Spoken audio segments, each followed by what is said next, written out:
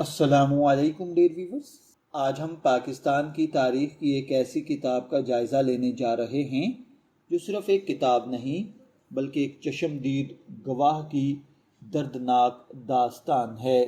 یہ کتاب ہے میں نے ڈھاکہ ڈوبتے دیکھا، جسے معروف صحافی، مصنف اور فوجی افسر صدیق سالک صاحب نے تحریر کیا ہے۔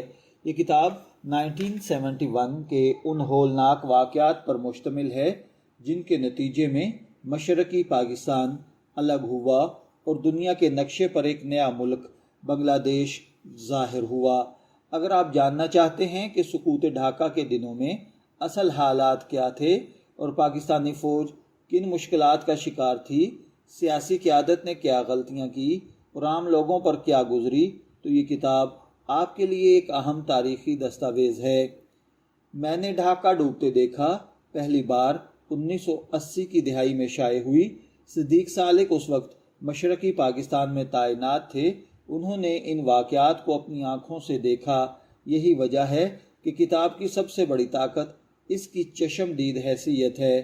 مصنف کسی مورخ کی طرح دور بیٹھ کر تجزیہ نہیں کرتے، بلکہ ایک ایسے شخص کی طرح بیان کرتے ہیں جو خود اس طوفان کا حصہ تھا۔ کتاب میں ہمیں 1971 کے سیاسی بحران، عوامی رد عمل، فوجی آپریشن، بھارتی مداخلت، جنگ، ہتھیار ڈالنے اور قیدی بننے تک کے حالات ملتے ہیں۔ اگر کتاب کے مرکزی موضوع کی بات کی جائے تو اس کا بنیادی موضوع سقوط ڈھاکہ ہے۔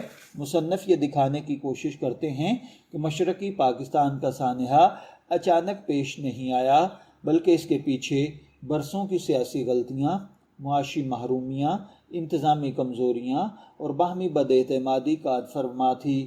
کتاب پڑھتے ہوئے محسوس ہوتا ہے کہ ایک بہت بڑا قومی المیہ آہستہ آہستہ جنم لے رہا تھا اور اکثر لوگ اس خطرے کی سنگینی کو سمجھنے میں ناکام تھے۔ صدیق سالک کے مطابق مشرقی پاکستان کے لوگوں میں یہ احساس بڑھ رہا تھا کہ انہیں برابر کے حقوق نہیں مل رہے۔ سیاسی اختلافات وقت کے ساتھ ساتھ نفرت اور بد اعتمادی میں تبدیل ہوتے چلے گئے۔ مصنف بیان کرتے ہیں کہ دونوں حصوں کے درمیان جغرافیائی فاصلے کے ساتھ ساتھ ذہنی اور سیاسی فاصلے بھی بڑھتے چلے گئے۔ یہی فاصلے بعد میں ایک بڑے سانحے کا سبب بنے۔ کتاب میں شیخ مجیب الرحمن کے کردار پر بھی تفصیل سے گفتگو کی گئی ہے۔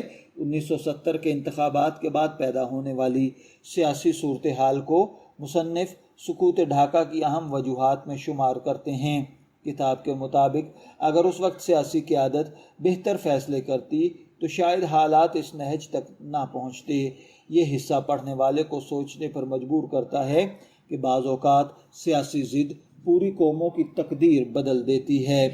کتاب کا سب سے مؤثر حصہ جنگ کے دنوں کی منظر کشی ہے۔ صدیق سالک نے انتہائی سادہ مگر دل ہلا دینے والے انداز میں بیان کیا ہے کہ کس طرح خوف، بے یقینی اور افراتفری نے پورے خطے کو اپنی لپیٹ میں لے لیا تھا۔ ہر طرف افواہیں، دھماکے، فائرنگ اور شکست کے آثار نمایاں ہونے لگے تھے۔ اس وقت لوگ اپنے مستقبل کے بارے میں خوف زدہ تھے اور کسی کو معلوم نہیں تھا کہ اگلے دن کیا ہونے والا ہے۔ کتاب میں رائٹر نے بھارت کے کردار پر بھی روشنی ڈالی ہے۔ بھارت اور پاکستان کے درمیان جنگ کے اثرات، فوجی حالات اور سفارتی مسائل کو بیان کیا گیا ہے۔ مصنف کے مطابق جنگ کے آخری دنوں میں پاکستانی افواج انتہائی مشکل حالات میں تھی، وسائل محدود تھے، جبکہ دشمن کی قوت اور دباؤ مسلسل بڑھ رہا تھا۔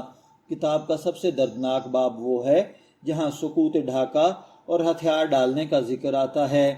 مصنف نے اس لمحے کو قومی تاریخ کے سب سے افسوسناک لمحات میں شمار کرتے ہوئے لکھتے ہیں کہ کس طرح امیدیں ٹوٹی۔ آخرکار وہ دن آ گیا جب پاکستانی فوج کو ہتھیار ڈالنے پڑے۔ یہ صفحات پڑھتے ہوئے قاری شدید جذباتی کیفیت میں مبتلا ہو جاتا ہے۔ صدیق سالک خود بھی جنگی قیدی بنے تھے، اسی وجہ سے کتاب کا ایک حصہ جنگی قیدیوں کے تجربات پر مشتمل ہے۔ وہ بتاتے ہیں کہ قید کے دوران ذہنی دباؤ، بے یقینی، وطن کی یاد کس قدر تکلیف دہ تھی۔ یہ باب انسانی جذبات اور نفسیاتی کیفیت کو سمجھنے کے لیے انتہائی اہم ہے۔ کتاب کی سب سے بڑی خوبی اس کی سادہ اور رواں زبان ہے۔ مصنف نے پیچیدہ سیاسی اور فوجی معاملات کو بھی آسان انداز میں بیان کیا ہے۔ اسلوب صحافتی ہونے کے باوجود ادبی رنگ رکھتا ہے۔ جگہ جگہ ایسے جملے ملتے ہیں جو پڑھنے والے کے دل پر گہرا اثر چھوڑتے ہیں۔ اگرچہ یہ کتاب ایک اہم تاریخی دستاویز سمجھی جاتی ہے، لیکن بعض محققین کا خیال ہے کہ یہ واقعات کا صرف ایک زاویہ پیش کرتی ہے۔ چونکہ مصنف نے خود پاکستانی فوج سے وابستہ تھے، اس لیے بعض لوگ سمجھتے ہیں کہ یہ کتاب میں کچھ معاملات کو فوجی نقطہ نظر سے بیان کیا گیا ہے۔ یہ کتاب ہمیں کئی سبق دیتی ہے: قومی اتحاد کی اہمیت، سیاسی دانشمندی کی ضرورت، عوامی مسائل کو نظر انداز کرنے کے نتائج، غلط فیصلوں کے قومی اثرات، جنگ کے انسانی نقصانات۔ یہ اسباق ہمیں اتنا کچھ بتاتے ہیں کہ 1971 کی جنگ کو انسان بہترین طریقے سے سمجھ اور سیکھ سکتا ہے۔ اگر آپ پاکستان کی تاریخ، سقوط ڈھاکہ، سیاسی تاریخ یا عسکری معاملات میں دلچسپی رکھتے ہیں تو یہ کتاب ضرور پڑھنی چاہیے۔ یہ صرف تاریخ نہیں بلکہ ایک ایسے شخص کی داستان ہے جس نے ایک ملک کو ٹوٹتے ہوئے اپنی آنکھوں سے دیکھا۔ میں نے ڈھاکہ ڈوبتے دیکھا ایک ایسی کتاب ہے جو آپ کو ماضی کے ان تلخ لمحات میں لے جاتی ہے جہاں امید، خوف، سیاست، جنگ اور انسانی جذبات سب کچھ ایک ساتھ نظر آتا ہے۔ یہ کتاب ہمیں بتاتی ہے کہ قومیں صرف طاقت سے نہیں بلکہ انصاف، اتحاد، تدبر اور دور اندیشی سے مضبوط ہوتی ہیں۔ اگر آپ نے یہ کتاب پڑھی ہے تو کمنٹس میں اپنی رائے ضرور شیئر کریں۔ ویڈیو پسند آئے تو لائک کریں، چینل کو سبسکرائب کریں اور بیل آئیکن ضرور دبائیں تاکہ ایسی مزید تاریخی اور کتابی ویڈیوز آپ تک پہنچتی رہیں۔